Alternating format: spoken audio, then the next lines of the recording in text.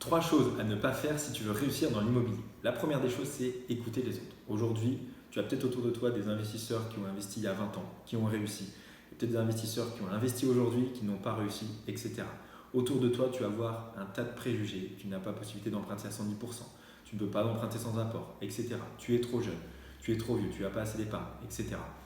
Aujourd'hui, tu vas devoir te créer une carapace autour de ça et justement trouver des axes qui vont te permettre d'investir durablement et efficacement dans l'immobilier. Sache que c'est possible, maintenant il te faut les connaissances.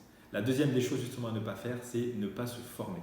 Aujourd'hui, tu as l'information qui est disponible partout, sur Internet, dans des livres, etc.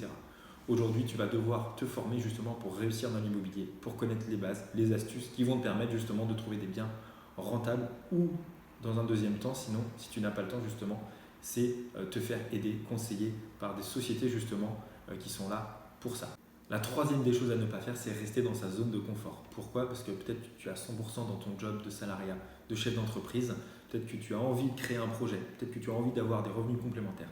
Aujourd'hui, si tu fais comme ce que tu fais habituellement, si tu ne prends pas la peine de lire des bouquins, de t'informer, de te lever un peu plus tôt pour aller te documenter sur de nouveaux projets, etc., des choses que tu n'as pas l'habitude de faire, alors effectivement, tu ne vas pas réussir justement à sortir de nouveaux projets ou à sortir de ce job peut-être qui ne te plaît pas ou en tout cas qui ne te dégage pas de plaisir ou du temps que tu voudrais passer ailleurs.